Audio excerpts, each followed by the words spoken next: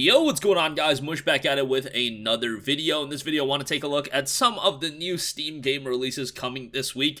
A ton of stuff dropping this week, so let's just get right into it because, again, a lot to go over. I think I have 10 games picked out here, and there's even more stuff than this, but these are 10 that did pique my interest. First of all, Halo Infinite, the campaign. This is obviously a major release dropping tomorrow. I know a lot of you guys are going to be playing it through Xbox Game Pass. I will probably be doing it the same, but you can buy it standalone on PC on Steam for $59.99. So yes, $60 is a little bit pricey. Obviously, the multiplayer component of the game is free, but so far, the campaign, the reviews are coming out, and it is getting pretty stellar reviews. I believe it has an 87 on Metacritic as of the recording of this video. And most are saying, while the story leaves a little bit to be desired, the gameplay and the evolution of Halo in this game is done pretty well. I've had a great time with the multiplayer, of course, just had a ton of fun with it, and I know not everybody is sold on every element of the game, but I've had fun with it. I'm not taking it too seriously, but jumping in and playing with friends has been relatively fun, and yeah, with Halo Infinite, I think I'm going to have a good time with the campaign as well. Again, this one is out tomorrow, 1 p.m. Eastern, 10 a.m. Pacific, I believe, as far as the official release goes. Next up, we have Wolfstride. This is a game being published by Raw Fury, and it's actually out right now. It dropped today, and one that really does interest me. It's got a really cool black and white art style, and that right away drew me in. The game notes get wrecked in this immature grown-up RPG about a trio of troublemakers stumbling in their way through a giant mecha tournament. Repair and upgrade the team's hand-me-down rig, pick up odd jobs to pay the bills, and battle the best of the best, all while running from the regrettable choices of the past. Definitely some interesting character design as well. A game that I definitely want to check out at some point. It's $13.49 with a launch discount. It's 10% off. So far, it's only got 2 Steam user reviews. Both of those are positive, so hopefully it continues to persist. The system requirements are a little bit odd to me. They seem a little bit high given the look of the game, but the minimum requirements are fine, I guess. And yeah, the game is out right now, so you can go check that out. Next up, we have Wytchwood. This one is out December 9th. Wytchwood is a crafting adventure game set in a land of gothic fables and fairy tales as the old witch of the woods explore a strange countryside, collect magic ingredients, brew sorcerer spells, and pass judgment upon a capricious cast of characters. Game has a fantastic art style here and looks like it's going to be very heavy on the story as well, but at the same time, a lot of crafting going to be going on in this one as well. Gather, collect, grow, and craft bizarre ingredients, toxic toadstools, Eye of Newt, and bottled fear. Research and concoct devious spells and sorceries, turn the greedy into frogs, trick the wicked with cunning curses. Great art style, and this one, system requirements definitely in line. A GeForce 9600 GS or a Radeon HD 4000. Those are throwbacks to say the least. This one is due out on December the 9th. Next up, we have a game hitting early access, and that is Stuffed. Stuffed is a procedurally generated first-person shooter that takes place in the dreams of a little girl. Play as a teddy bear and fight waves of nightmares as you defend your owner, play solo, or join your friends in up to 4-player online co-op. Definitely an interesting visual style here.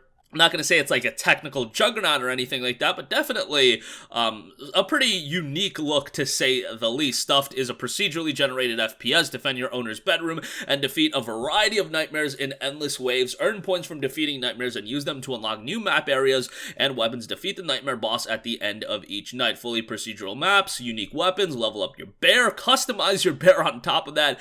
Minimum requirements are all we got. i5, 8 gigs of RAM, GeForce GTX 670, pretty tame. All things considered. This one is due out December the 9th. Next up, we have a racing game, a combat racing game at that, Ripshot. Ripshot is a fast-paced diesel punk hover racer with grappling hooks, a new take on the classic hover racing genre. Swing around corners and use your Ripshot to gain a competitive edge. Definitely reminding me a little bit of a Wipeout. The game's features note unique anti-gravity hookshot racing, single-player campaign, time trial, local and online multiplayer. You've got 5 different teams, beautiful and scenic track designs, high-velocity anti-gravity stunts, and accessible controls.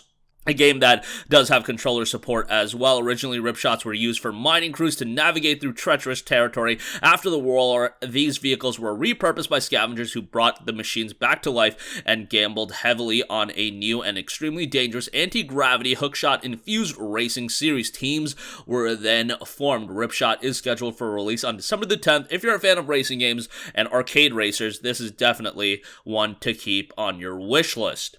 Next up, this is something I should have been way more informed of, but Shadow Tactics Aiko's Choice is out right now. This is the standalone expansion to the game. Aiko's Choice is the anticipated standalone expansion to the acclaimed stealth strategy game Shadow Tactics set in Edo, Japan. You take control of the skillful Kunoichi, adept Aiko, and her deadly assassin friends to hunt down the ghosts of her past. So far, 193 reviews, and once again, falling in line with Shadow Tactics Blades of the Shogun's original release, 96% positive. IGN gave the game a 9, so already very well received.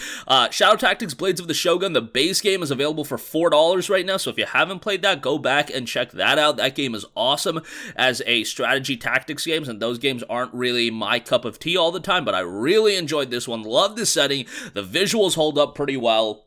And overall, a great game. Good to see this one being priced accordingly at 18 bucks, and looks like you're going to get something pretty good out of it as well. Next up, we have Rune Factory 4 Special. Finally, this one has dropped on PC, available on 3DS and Nintendo Switch for a while, and it notes journey to the vibrant world of Rune Factory and experience a legendary fantasy farming adventure like never before. This game is definitely going to be, for some people, maybe not for everyone. I mean, it's definitely not something that visually is exceptional or anything like that, but it's a game with quite a bit of replayability.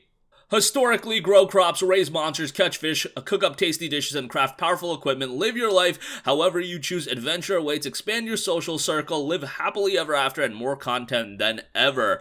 Game did drop today at $27. I think it has been priced relatively well. Next up, we have Heavenly Bodies, which is a pretty interesting game. A physics-based game. Wrangle the hands and arms of a 1970s space cosmonaut and push, pull, and twist your way through an increasingly precarious range of physically simulated stellar scenarios where without gravity, nothing is still, nothing is secure, and nothing is all too simple. This one just dropped today. So far, 22 user reviews, 100% positive reviews. That's always good to see. 18 bucks as a price on this one. Game notes, Intel Core i5 or AMD equivalent, 6GB of RAM and a GTX 660. So very tame system requirements given 2021, standards. This one, again, $18, 10% launch discount, and if you're into physics games, it doesn't have the difficult tag on it as well, so that's interesting, but visually, the game looks pretty cool as well, so one to keep an eye on for now. Next up, we also have Thunder Tier 1, a top-down co-op shooter. Thunder Tier 1 is a realistic top-down shooter where you join an elite special operations team tasked with stopping a dangerous terrorist organization wreaking havoc across the fictional Eastern European country of Salobia. Top-down shooters were definitely something I was into back in the day. I don't know if it's something that I can get super invested into now, but hey, this one so far, very positive reception, 106 reviews, 86% positive, so the reception has been relatively strong, and if you're looking for something as a quality co-op title, this might be something to check out. It does also note a 4v4 mode where the attacking team is tasked with exfiltrating a package within the time limit and defending them with preventing it by any means possible. Deathmatch, a free-for-all classic with up to 4 players. A PvE mode is on there as well. Domination, where a team of up to 4 players race against the clock to secure a series of checkpoints, disarm explosives, and defend against counterattacks. This one out right now. And lastly, we have Fire and Steel, the first chapter of a fast-paced arcade aerial shooter where you burn down the mighty armies of World War II as the ancient dragon Aiden. Okay, this one's a bit off the wall to say the least. A little bit of a different take on a World War II game for sure, but back in the day, we used to get World War II games like every week. Now, you don't get World War II games as often, but still, if you're gonna do one, hey, doing something a bit different is kind of cool. I'm not gonna say this one is a visual juggernaut or anything like that, but still an interesting release, and it does recommend a GTX 1080, so that is interesting. The water effects look pretty decent, if nothing else, but this one is due out tomorrow, December the 8th, and that's gonna do it for me. A lot of big titles this week, I would say, games like, obviously, Halo Infinite's campaign, which would look solid. Wolfstride is definitely one that caught my eye right away, but some lower key titles this week for sure, but I always like to, mention the games that are dropping this week, and again, a lot more games were listed for a release this week, so keep that in mind. That's gonna wrap it up for this video, guys. As always, thanks for watching. If you guys have a request for a future video, you can leave that in the comment section down below, and I will catch you guys in the next one. Peace out.